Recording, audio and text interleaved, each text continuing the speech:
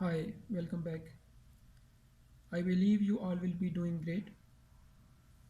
As you know that in previous lecture I briefly discussed about the overall scheme of chapter 3. Chapter 3 is about the oscillations. In previous lecture I solved one example which was related to the undamped harmonic oscillator, the oscillator without damping.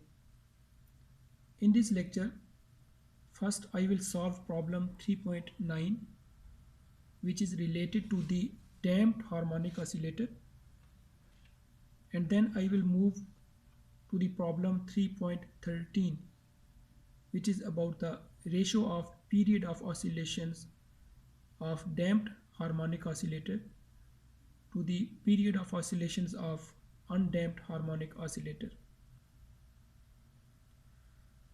Now you will see the statement of problem 3.9.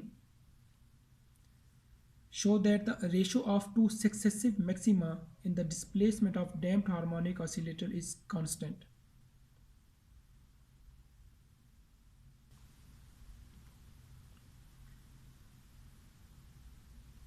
Generally, the oscillation of damped harmonic oscillator can be described as x of t is equal to e power minus gamma t a cos of omega dt minus theta,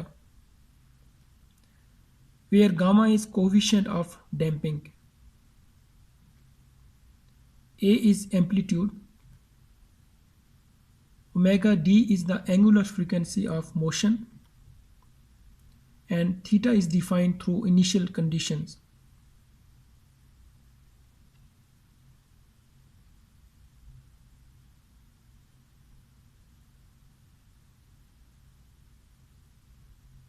Here you should think when the maximum in oscillation occur. It should occur when the oscillation comes to stop. That means when the velocity of the oscillator is zero. So what is the velocity? It is the time derivative of position. That means we have to take time derivative of equation 1. Like we took the time derivative of equation 1, it is dx over dt is equal to minus e power minus gamma t a omega d sine of omega dt minus theta minus gamma e power minus gamma t cos of omega dt minus theta.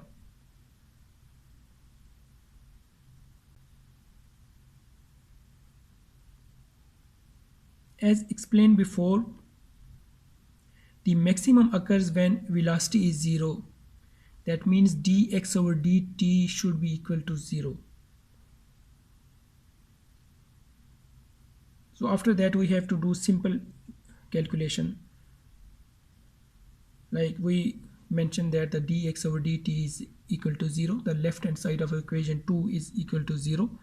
The remaining part is minus e power minus gamma t a omega d sine of omega d t minus theta minus gamma e power minus gamma t a cos of omega d t minus theta. We can take the common like minus e power minus gamma t a. So, Here this term should be equal to 0. So finally we have this equation. The equation 3 as shown on the screen. With more simplification we will get equation 4 as shown on the screen. This is the condition of relative maximums. From this we can see that maximum occurs every time when we advance time t by 2 pi over omega d. In simple words, ti plus 1 is equal to ti plus 2 pi over omega d. So here we actually advance the time t by the term 2 pi over omega d. Now we can calculate the ratio of two successive maximum using equation 1 and 5 as shown in the previous slides. So the nominator in this equation, it is actually the equation 1, and the denominator is equation 5 when we advanced by term 2 pi over omega d.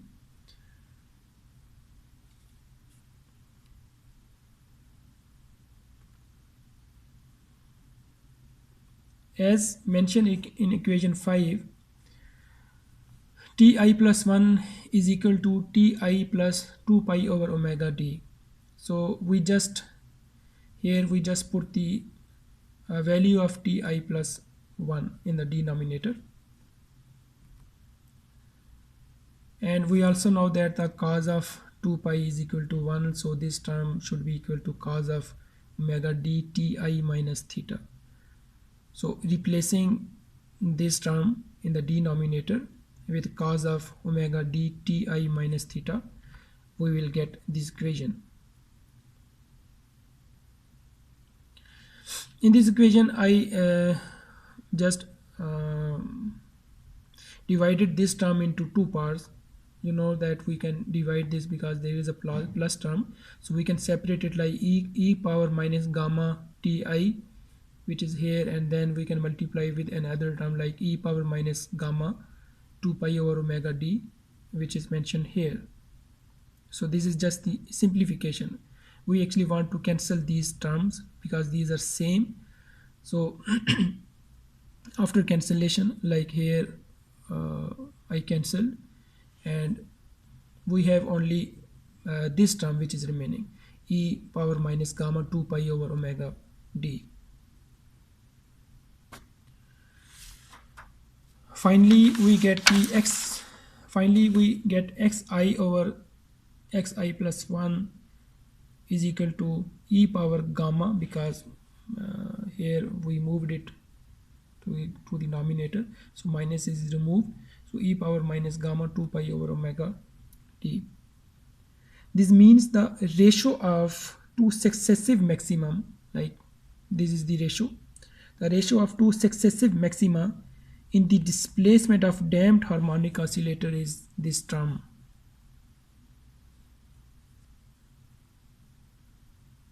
So this was all about the problem 3.9, which is very simple.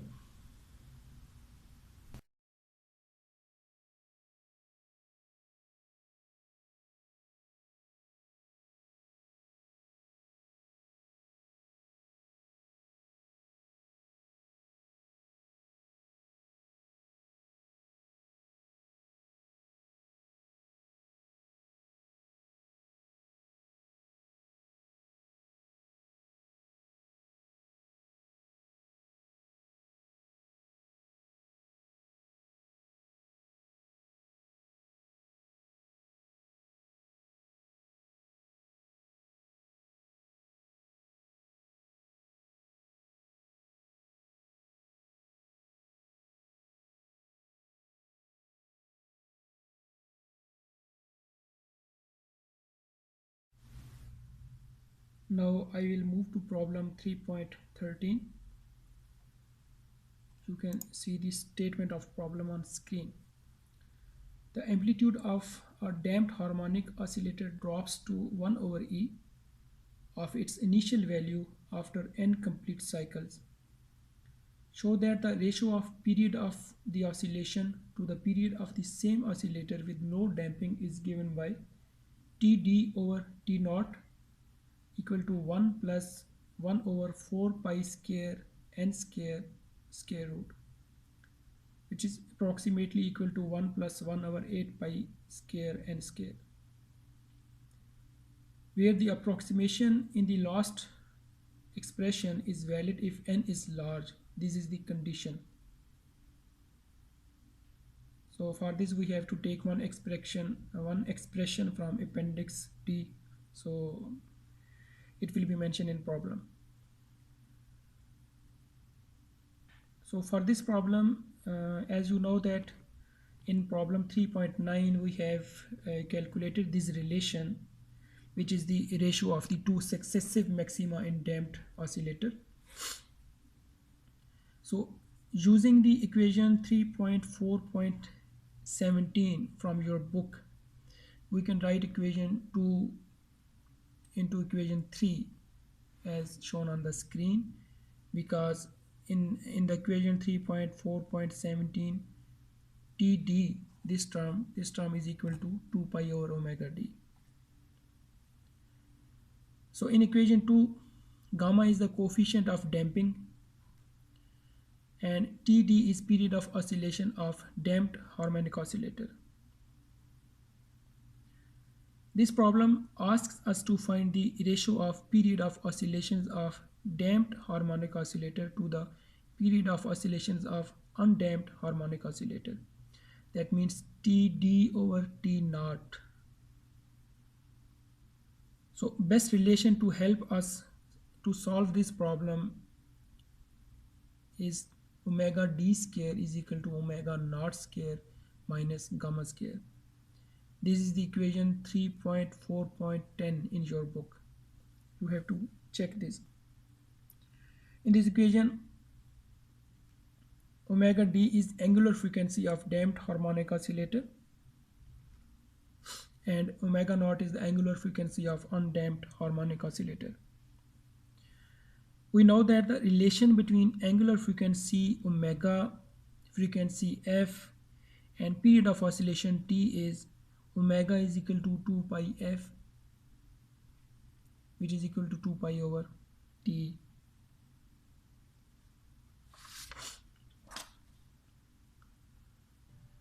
First we have to calculate the damping factor gamma. To calculate gamma we can use equation 2 as mentioned in previous slide.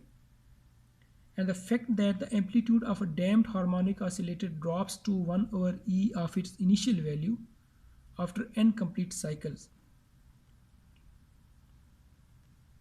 So we can have this equation E gamma Td whole power n, which is equal to xi over xi plus 1, which is equal to e over 1. Taking log on both sides of this equation, we can have simply n gamma Td equal to 1 or gamma equal to 1 over n Td. This is the equation 5.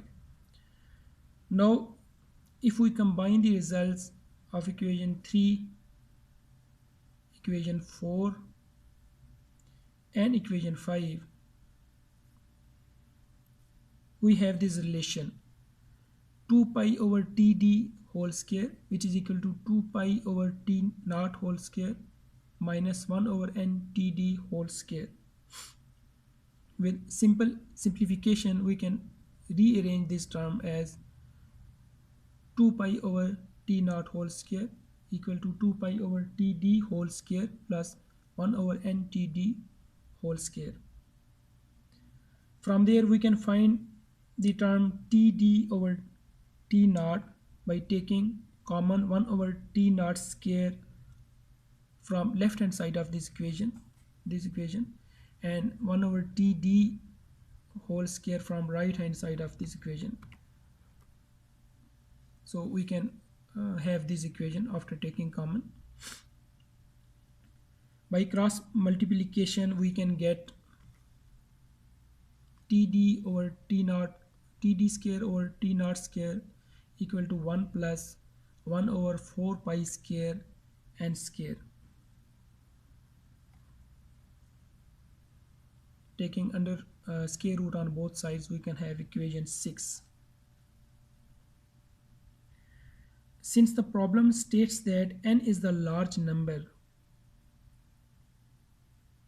so as mentioned in the problem, using the expression from appendix D,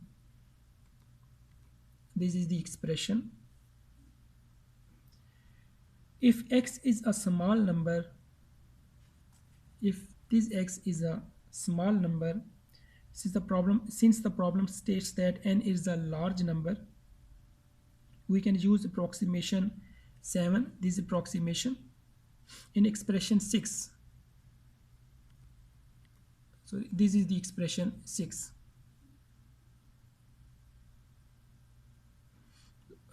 Using that expression we can have td over t naught, which is approximately equal to 1 plus 1 over 8 pi square n square, because this 2 will be multiplied by this with this 4, so overall we will get 8 here. So equation 8 is for large n as mentioned in the problem 3.13.